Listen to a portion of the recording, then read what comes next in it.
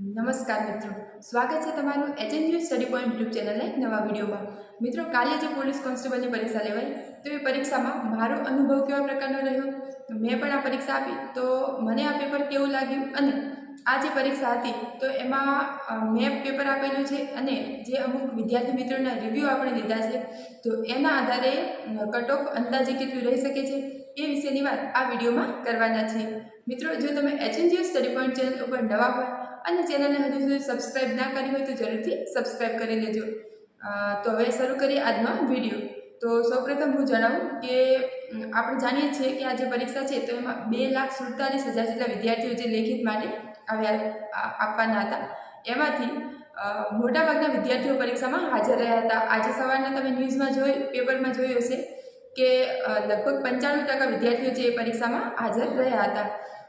અમારો જે ક્લાસરૂમ હતો એમાં કુલ 30 વિદ્યાર્થીઓની સંખ્યા હતી, તો એમાંથી 30 વિદ્યાર્થી હાજર હતા, એટલે કોઈ વિદ્યાર્થી ગેરહાજર હતો નહીં। તો એ પ્રમાણે તમે પણ જોયું હશે તમારા પરીક્ષા સેન્ટરમાં, તમારા રૂમની અંદર કે મોટાભાગના વિદ્યાર્થીઓ હાજર રહ્યા હતા। તો હવે આગળ વાત કરીએ તો આજે 12,000 જગ્યાઓ માટે જે પોલીસ કોન્સ્ટેબલનું પેપર હતું તો એમાં પાર્ટ એ અને પાર્ટ બી એવી રીતે બે વિભાગ હતા। તો પાર્ટ બીમાં સૌપ્રથમ આપણે વાત કરીએ કે મને કેવા પ્રકારનું લાગ્યું। તો પાર્ટ બી છે તો એમાં સૌપ્રથમ બંધારણની વાત કરીએ તો બંધારણના જે પ્રશ્નો હતા તો બંધારણના ક્વેશ્ચન્સમાં ખાસ કરીને જે વિદ્યાર્થીએ બહુ જ આમ ડીપમાં વાંચ્યું હશે, માત્ર ઉપર છેલ્લું એમસીક્યુ ટાઈપ નહીં વાંચ્યું હોય તો એને કદાચ જે બંધારણના ક્વેશ્ચન છે એ ઘણા સારા લાગી શકે। પ્રશ્નો સરળ હતા એમ તો બિલકુલ કહેવું યોગ્ય નથી, કારણ કે જે હમણાં પીએસઆઈની પરીક્ષા ગઈ અને સીસી ગ્રુપ બીની જે પરીક્ષા ગઈ એ પણ મેં આપેલી છે। તો સીસી ગ્રુપ બીની પરીક્ષા અને પીએસઆઈની જે પરીક્ષા છે એ બંને પરીક્ષાઓ ગ્રેજ્યુએશનના લેવલ ઉપર છે, છતાં પણ એમાં જે પ્રશ્નો હતા એના કરતાં આજે પોલીસની જે પરીક્ષા છે તો એ 12 પાસ ઉપર છે, તો એના કરતાં આ જે પ્રશ્નો છે એનું લેવલ વધારે હાર્ડ હતું। પણ તો પણ જે બંધારણના પ્રશ્નો હતા એ બીજા વિષયોના પ્રમાણમાં તમે થોડા મધ્યમ કક્ષાના કહી શકો, કારણ કે આ જે એવો વિષય હતો એમાં તમે સારો એવો સ્કોર કરી શકો એ પ્રકારનો હતો। બંધારણના પ્રશ્નોમાં તમે જોશો કે સાવ ઉપર છેલ્લા તો નહોતા જ। પીએસઆઈમાં તમે જોયું હશે કે ભાગ 3માં કયા પ્રકારના શું આવે છે, ભાગ 3માં અને મૂળભૂત અધિકારો કયા ભાગમાં છે કે પછી મૂળભૂત ફરજો કયા ભાગમાં છે, સાવ આ પ્રકારના પ્રશ્નો હતા। કોન્સ્ટેબલમાં એક પણ પ્રશ્ન બંધારણમાં સાવ એવો જોવા મળ્યો નથી। આમાં તમે જોશો કે લોકાયુક્ત છે, લોકપાલ છે, રીટની વાત હોય, ન્યાયપાલિકામાં વાત હોય કે પછી તમે જોશો કે વિધાન પરિષદ છે, રીટ છે, અનુસૂચિઓ છે, તો આ પ્રકારના પ્રશ્નો એમાં કોન્સ્ટેબલમાં આ બધા ટોપિકમાંથી પ્રશ્નો પૂછાય, જે ખરેખર પીએસઆઈના લેવલના પ્રમાણમાં એમાં હાર્ડ પેપર હોવું જોઈતું હતું, એના બદલે કોન્સ્ટેબલમાં તમને એમનું આ પ્રકારનું પેપર જોવા મળ્યું। હવે આપણે આગળ વાત કરીએ કે કરંટ અફેર્સ છે, સાયન્સ એન્ડ ટેક્સ અને જીકે, તો આ કેવું મને લાગ્યું। તો જે વિજ્ઞાન હતું એ થોડું મધ્યમ હતું, પરંતુ જે કરંટ અફેર્સ હતું એમાં એકદમ ઇઝી તો કંઈ જ પૂછ્યું જ નહોતું। કરંટ અફેર્સ પણ ડીપમાં જ પૂછ્યું હતું, જેમ કે પેલા જે નવા પોપ બન્યા છે ચર્ચના, તો આપણને એમ કે કદાચ એનું નામ પૂછશે કે એવી રીતે, અથવા જે અંતિમ જે આગળના જે પોપ હતા તો એમની અંતિમ વિધિ જેમાં આપણા રાષ્ટ્રપતિ સામેલ થયા તો એ કયા દેશમાં કરવામાં આવી, એવું કદાચ આપણને એમ કે પૂછશે। પરંતુ આપણે પૂછી લીધું કે જે નવા પોપ આવે છે ચર્ચના તો એ પોપ છે તો એમની વિશેષતા શું રહે છે, કે આમ પહેલાં અમેરિકન છે કે પહેલાં આફ્રિકન છે, તો આ પ્રકારનો ક્વેશ્ચન્સ તમે જોયો હશે। પછી જે સ્પેસ ટેક પોલિસીની વાત હતી તો જે સ્પેસ ટેક પોલિસી છે તો સ્પેસ ટેક પોલિસીમાં તમે જોશો કે આપણે એવી રીતે ઉપર મોટું કરંટ અફેર્સમાં જોયું કે ગુજરાત એવું પ્રથમ રાજ્ય છે કે જેણે સ્પેસ ટેક પોલિસી લાગુ કરી હોય રાજ્ય દ્વારા, પરંતુ એમને એક પ્રકારનો પ્રશ્ન પૂછ્યો કે કઈ બે સંસ્થાઓએ આ સ્પેસ ટેક પોલિસી બનાવવામાં આપણને મદદ કરી ગુજરાત સરકારને। તો એ પ્રકારે તમે જોશો કે ડીપમાં કરંટ અફેર્સ પણ પૂછવામાં આવ્યું હતું। આપણે કાન્સ ફિલ્મ ફેસ્ટિવલની વાત હતી તો એમાં કોને એવોર્ડ મળ્યો હતો। ખાસ કરીને તમે બીજી વસ્તુ પણ એક જોઈ હશે કે જે ઓપ્શન હોય છે, ઓપ્શન પણ એટલા આમ શું કહેવાય આપણને કન્ફ્યુઝ થઈએ એ પ્રકારના હતા। તમે જોયું હશે કરંટ અફેર્સનો આ જે કાન્સ ફિલ્મ ફેસ્ટિવલવાળો, તો એમાં તમે જોશો કે એમાં પાયલ આવે, પાયલ કાપડિયા આવે, પાયલ પારેખ આવે, તો શું આવે ઓપ્શનની અંદર? પછી જે પેલો બંધારણમાં પ્રશ્ન હતો કે ચક્રવર્તી રાજગોપાલાચારી જે પેલા અંતિમ ગવર્નર હતા ઇતિહાસમાં જે પ્રશ્ન હતો એ, તો એમાં તમે જોયું છે કે ઓપ્શન ચક્રવર્તી રાજગોપાલાચારી, ચક્રવર્તી રામ ગોપાલાચારી, ચક્રવર્તી રોની ગોપાલાચારી, આ પ્રકારના ઓપ્શન્સ. તો એના આધારે એવું થાય કે આપણે એ જે ક્વેશ્ચન્સ હોય એમાં આપણે કન્ફ્યુઝ થઈએ, આપણો સમય વધુ જાય. એટલે એ પણ ખાસ કરીને ઓપ્શન પણ બહુ જ આમ શું કહેવાય આપણે કન્ફ્યુઝ થઈએ એ પ્રકારના આપવામાં આવેલા હતા. એટલે એ પ્રમાણે પણ સીધો તમને પીએસઆઈની પેપરની સરખામણી તો આમાં ક્યાંય થઈ શકે એમ જ નથી મારા મત પ્રમાણે તો.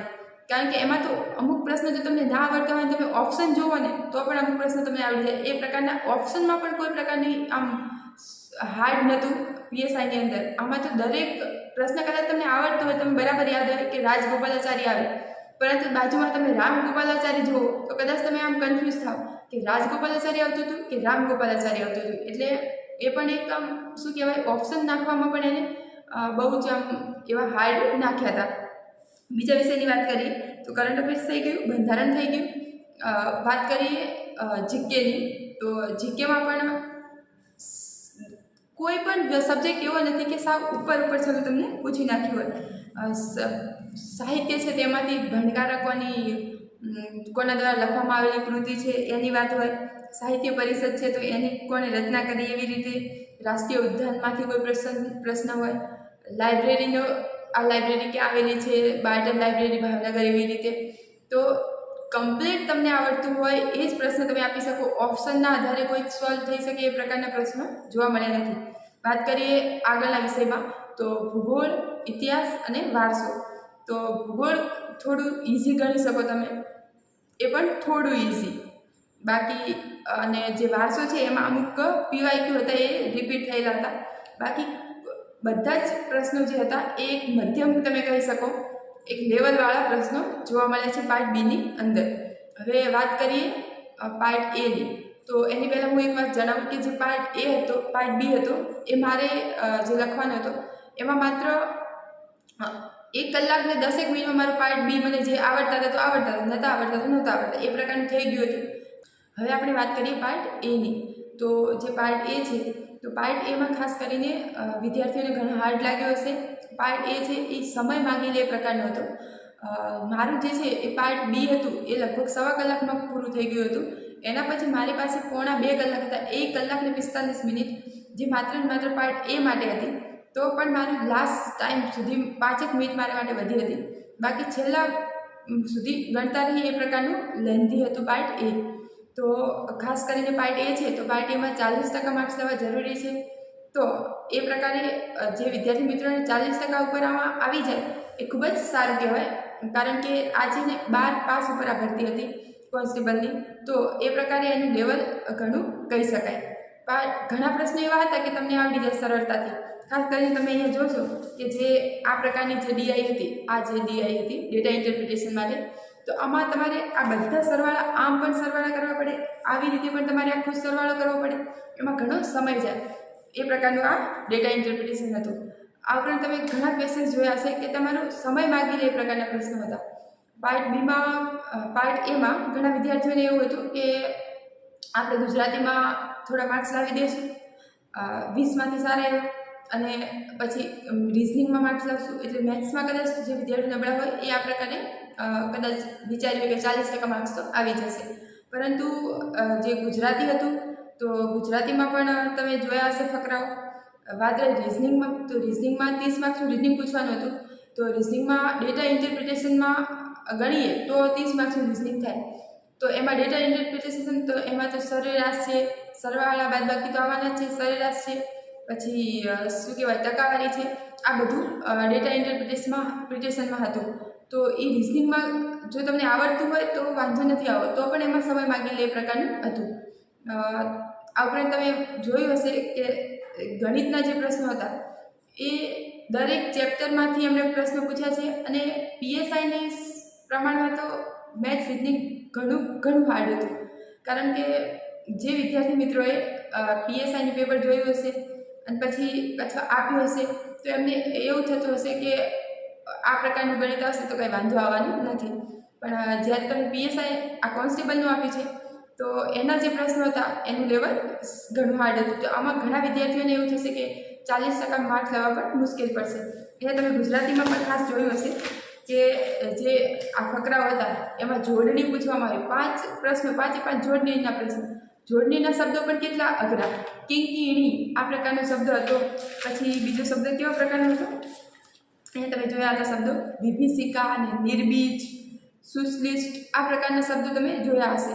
તો આ જે શબ્દો હતા એ ખરેખર અઘરા હતા અને જોડણી તો આમાં આવી જ ના જોઈએ, કારણ કે ફકરામાંથી તમારે જવાબ લખવાનો હતો. બધા ફકરાઓ તો ગુજરાતી તો બહુ જ ટફ ગણી શકાય. અને મેથ્સ રિઝનિંગમાં પણ જેને 40% પ્લસ માર્ક્સ થતા હોય અને 40 આસપાસ થતા હોય ઘણું સારું ગણી શકાય. હવે આપણે વાત કરીએ કે કટ ઓફ કેવું રહી શકે છે. તો મારા જે અનુભવ રહ્યો છે, મેં પોતે પેપર આપ્યું અને અમુક જે વિદ્યાર્થીઓ હોય એમની સાથે આપણે વાત કરી. અલગ અલગ એકેડેમિક્સવાળા છે એમને જે પોલ મૂક્યા હોય એના આધારે આપણે જોઈએ તો 100ની આસપાસ મેરિટ રહી શકે છે આ પેપર જે છે એ પ્રમાણે. કારણ કે તમે પીએસઆઈમાં જોયું હશે તો પીએસઆઈમાં ઘણા વિદ્યાર્થીઓને 170 180 માર્ક્સ હશે તો પણ હજુ આમ શંકા હશે કે આપણું નામ મેરિટમાં આવશે કે નહીં આવે. જ્યારે કોન્સ્ટેબલ જે પેપર હતું એમાં જે વિદ્યાર્થીઓએ મહેનત કરી હશે એમને તો જો કે ન્યાય જ ગણી શકાય. આ પેપર જેટલું વધુ છે પેપર હાર્ડ હોય તો કટ ઓફ નીચું જવાની ફાઇનલ છે. પરંતુ એક પ્રોબ્લેમ છે આમાં કે ખાસ કરીને આપણે જે 40%ની જે લિમિટ રાખવામાં આવી છે કે બંને પાર્ટ એમાં પાર્ટ બીમાં 40% તો માર્ક્સ હોવા જ જોઈએ. એટલે ખાસ કરીને જે વિદ્યાર્થીઓને 100 માર્ક્સની આજુબાજુ છે, 110 માર્ક્સ છે, તો એમને કોઈ ચિંતા કરવાની જરૂર નથી. કારણ કે આ 12,000 લોકોને લેવાના છે. અમુક લોકો હશે તમે એવું લાગશે કે અમુક લોકો કે મારે 140 માર્ક્સ છે, 150 માર્ક્સ છે, 160 માર્ક્સ છે, એવા ખૂબ જ ઓછા લોકો એવા હશે. અને એવા કદાચ હોય ને તો 1,000 2,000 ગણી લો તો પણ 10,000 લોકો તો બીજા એવા છે કે જેમને માપના માર્ક્સ થતા હોય. બંને પાર્ટ એ છે, પાર્ટ બી છે, બંનેમાં 40% માર્ક્સ થતા હોય. એટલે જેમને બંનેમાં 40% માર્ક્સ થાય અને 90-100 માર્ક્સ થતા હોય, કેટેગરીમાં પણ અલગ અલગ બની શકે છે. એટલે 100 પ્લસ જેને માર્ક્સ છે જનરલમાં તો મારા મત પ્રમાણે બહુ સારા માર્ક્સ ગણી શકાય. અને એ પ્રમાણે પછી કેટેગરી પ્રમાણે થોડા ઓછા માર્ક્સ પણ જઈ શકે છે. તો આ વાત થઈ કટ ઓફની અને પેપર કેવું હતું એની. તો આ સિવાય જો તમારા કેટલા માર્ક્સ થાય છે એ તમે કોમેન્ટમાં જરૂરથી જણાવી શકો છો. હજુ આપણે ફાઇનલ પ્રોવિઝનલ આન્સર કી આવશે પછી માર્ક્સ જોઈશું. મેં પોતે પણ હજુ મારા માર્ક્સ કાઉન્ટ નથી કર્યા, કારણ કે પ્રોવિઝનલ આન્સર કી આવે પછી આપણે જોઈશું કે ક્વેશ્ચન કેન્સલ થઈ શકે છે કે એ બધું જોયા પછી. તો મિત્રો આ હતો મારો એક્સપિરિયન્સ અને તમે પણ જરૂરથી કોમેન્ટમાં જણાવો કે તમને પેપર કેવું લાગ્યું. અને ચેનલ ઉપર નવા હોય તો જરૂરથી ચેનલને સબસ્ક્રાઈબ કરી લો. Thank you. Thanks for watching.